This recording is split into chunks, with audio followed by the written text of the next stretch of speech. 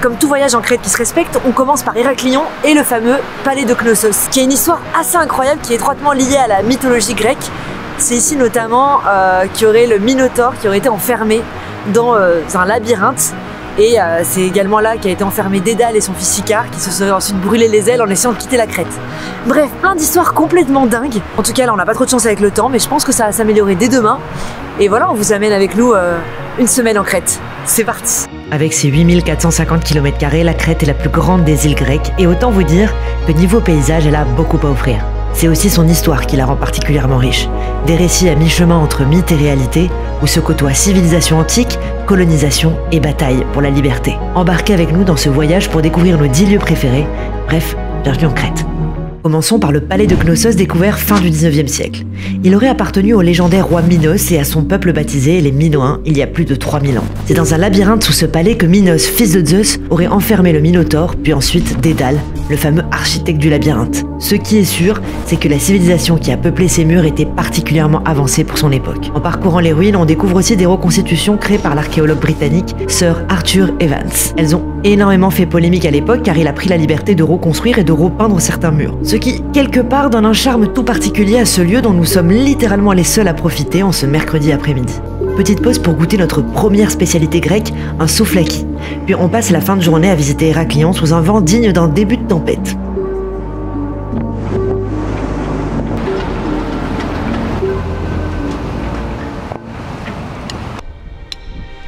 Direction la Canée, aussi appelée Chania ou Rania. La météo s'est à peine améliorée, l'île est balayée par les vents. C'est dans cette ambiance qu'on découvre Rania, son port vénitien et sa mosquée, parfait témoignage des occupations successives de la ville.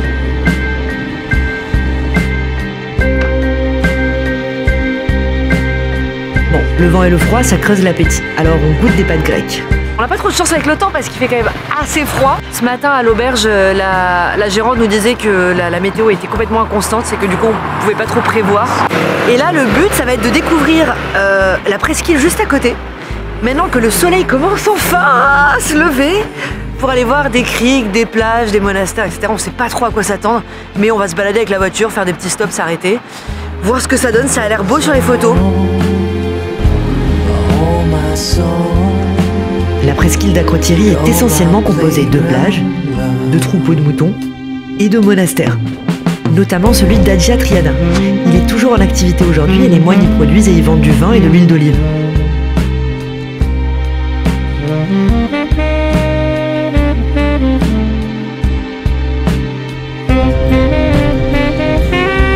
C'est ainsi que se termine notre première journée à Rania.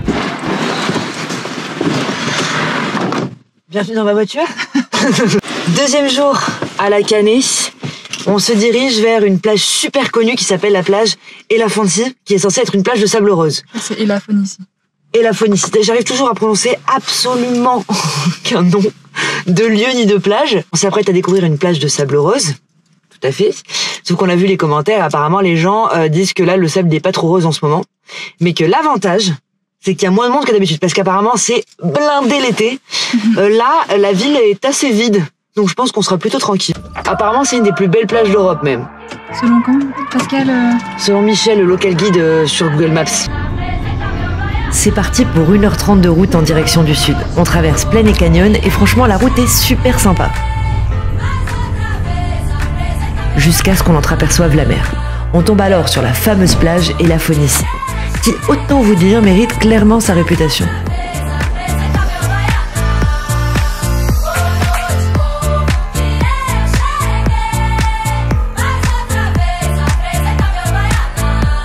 Après avoir vu une super plage ce matin, on s'est dit qu'on allait réitérer l'expérience pour voir un lagon qui est très très connu ici. D'habitude les gens y vont en bateau ou alors en 4x4 parce qu'il y a une grosse piste qui amène en fait en haut du lagon et après il faut descendre à pied. Et nous, avec cette magnifique Fiat soit Panda, il me semble que c'est une Fiat Panda, on va tenter l'impossible, c'est-à-dire accéder à la plage sans 4x4 et évidemment sans bateau puisqu'il y a trop de vent donc il n'y a aucun bateau qui part du port. Mais on a quand même un risque de perdre la caution de la voiture, donc... c'est 800 €. Ouais, c'est 850 €, putain. Ouais, tu me fais confiance. Tu me fais confiance? Ouais. Moi, je sais pas si je me fais confiance, mais il va falloir. Alors, au début, tout va bien. Puis on arrive sur la fameuse piste. 8 km de trous, de pierres et de fosses à flanc de la montagne.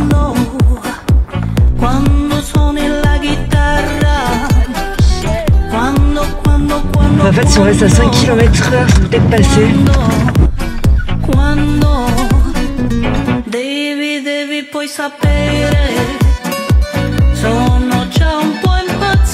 On va se garer. On y est arrivé. On a mis 1 heure, à peu près, un peu plus.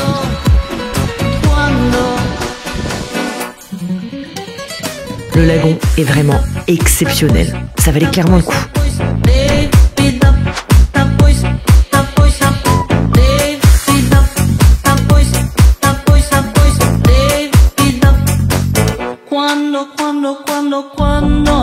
Mais il faut rentrer car la nuit va tomber et j'ai pas du tout envie de faire le trajet dans l'obscurité la plus totale. Sur le retour, on s'arrête dans un petit port de pêche pour le coucher du soleil. Puis on termine par un délicieux dîner. Nouvelle journée, nouvelle aventure. On s'apprête à visiter les gorges d'Aradena. C'est environ 1000 mètres de dénivelé pour descendre dans des magnifiques gorges. Alors c'est des gorges pas très connues ici. On n'a pas pu faire les plus connues puisqu'elles sont fermées en mars. Mais c'est pas plus mal parce qu'apparemment elles sont pas très connues mais elles sont quand même magnifiques. On sait pas encore exactement quel chemin on va faire. Ce qui est sûr c'est qu'on va descendre jusqu'à la mer. Après la question est est-ce qu'on remonte par le même chemin ou alors est-ce qu'on tente une boucle? Je sais pas trop, ça dépendra de notre état, sachant que c'est environ 6-7 heures de randonnée minimum. Donc honnêtement ça va pas être si simple. Il est 7 heures du matin quand on prend la route et on a 2 heures de trajet pour atteindre le début de la randonnée. Allez les copines. Voilà ce qui nous attend. Sympa hein.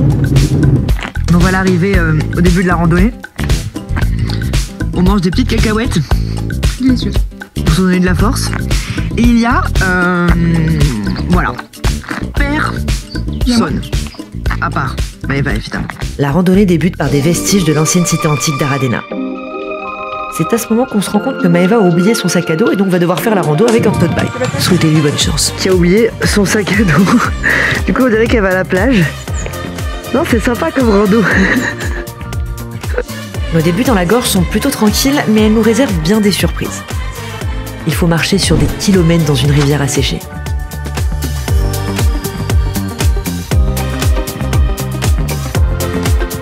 Puis commence la descente où on doit se frayer un chemin parmi les rochers. C'est un chemin là, c'est un saut du 2e étage là. Parfois on se perd. Il n'y a aucun doute, on s'est trompé de chemin.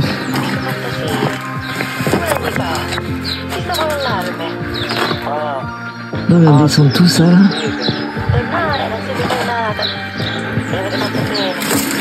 Oh là là. Parfois on monte. Ouais, c'est mieux d'en haut.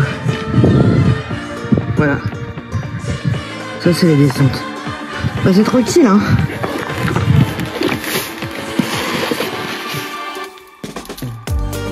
Cette randonnée a un goût d'aventure assez génial où chaque chemin doit être pris avec précaution. Au bout de 3 heures, on entreaperçoit la mer. L'endroit parfait pour pique-niquer.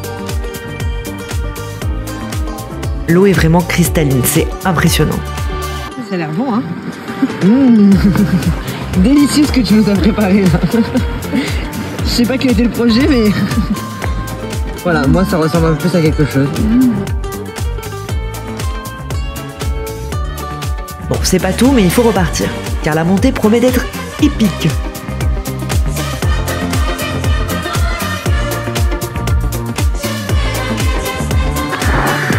Évidemment, on se repère. Comme d'hab, on sait pas où aller. Là, je le tente. Hein.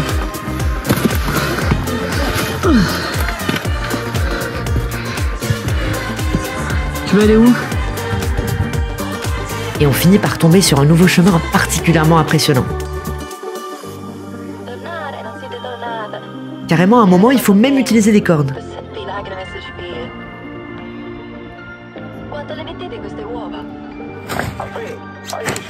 Ouais, c'est ça.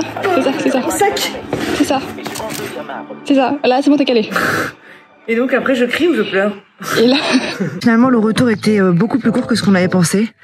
On a quand même un peu chié là. J'avoue, sur le retour, Bah, c'est beaucoup de montée, enfin c'est crevant, franchement c'est crevant. Des petits cailloux qui glissent. Mais c'était magnifique, c'est la première fois que je suis dans une gorge, donc franchement trop beau. Trop beau, je conseille.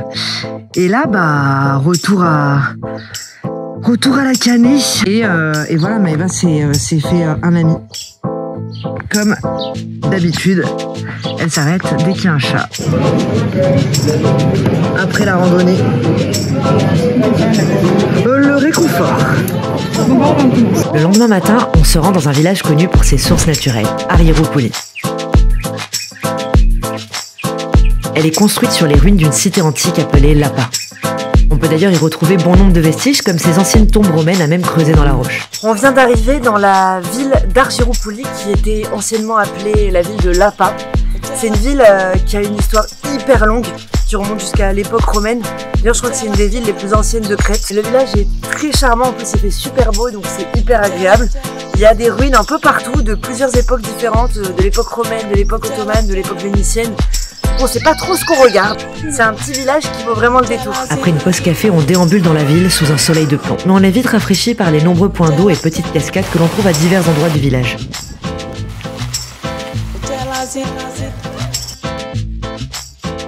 Sur la route vers Rania, on fait un détour pour découvrir une petite crique aux eaux turquoises.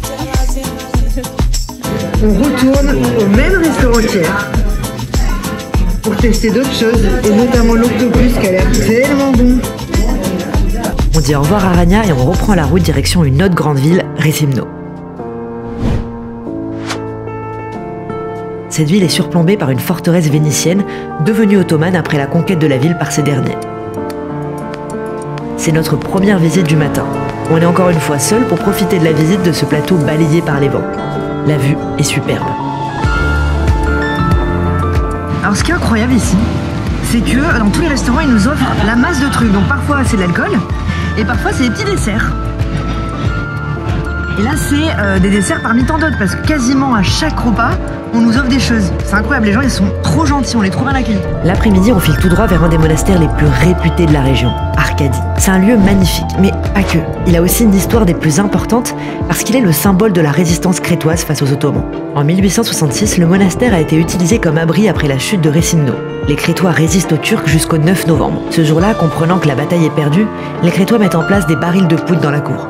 Quand les Turcs finissent par rentrer, ils enflamment les barils, tuant à la fois les ennemis comme les abrités. Ce sacrifice, relayé dans le monde entier, attira l'attention sur la situation de la Crète. En cette fin de journée, le monastère est magnifique. On va visiter un monastère tellement mignon. Et là, on retourne en ville pour finir la visite, puisque ce matin, on a le temps de voir que le fort vénitien. Et il y a plein d'autres trucs à voir. D'abord, on va faire une halte à l'hôtel, et ensuite, on va se balader jusqu'au coucher du soleil, qui n'aura sûrement pas lieu, parce que c'est très voilé. Mais c'est pas grave, au moins, il ne pleut pas, et ça, c'est très très bien.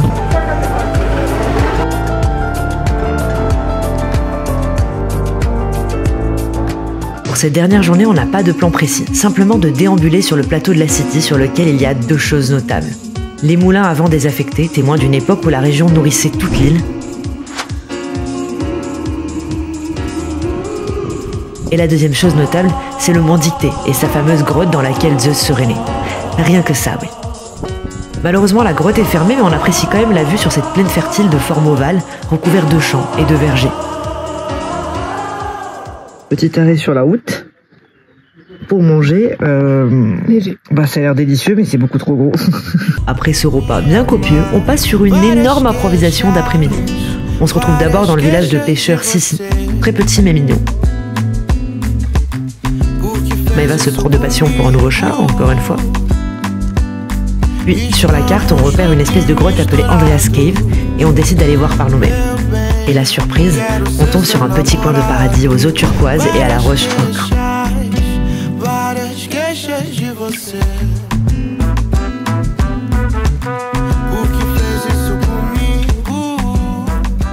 Et voilà, notre semaine en Crète s'achève ici. Bilan de cette petite semaine, franchement hyper sympa. Les gens sont adorables, vraiment, je pense que je l'ai déjà dit, mais ils sont trop sympas, on a été hyper bien accueillis. Ils parlent tous anglais, ils ont tous le sourire, ils sont super chaleureux. Le fait de visiter la Crète hors saison aussi, ça a été cool parce qu'il y a beaucoup moins de monde évidemment que l'été. Alors certes, il y a quelques activités et certaines attractions et certains lieux qui sont fermés, mais sinon pour le reste, globalement, tout est à peu près ouvert avec un peu moins d'ambiance. Et franchement, moi je recommande, peut-être vers avril plutôt, parce que là il faisait un peu froid au début. Mais franchement, pas de regret. C'était hyper agréable. Et sinon, les paysages de la Crète sont très jolis. Mention spéciale pour le lagon de Balos. Bon, tout le monde en parle, mais franchement, ça vaut vraiment le détour. Et pour la randonnée dans les gorges, là aussi, expérience inédite. Franchement, c'était vraiment super. Je recommande de faire une ou plusieurs randos dans les gorges si vous êtes un peu en forme. Franchement, c'est trop cool. Et voilà, il me tarde de découvrir d'autres parties de la Grèce, parce que moi je connais pas du tout la Grèce, hein, vraiment c'était ma première visite dans le pays, donc de découvrir d'autres îles plus tard. Et je vous dis à très vite pour une nouvelle aventure. J'ai l'impression de présenter comme ça je sais pas quoi. De quoi? C'est Thalassa. Ouais. Je présente Thalassa, ouais.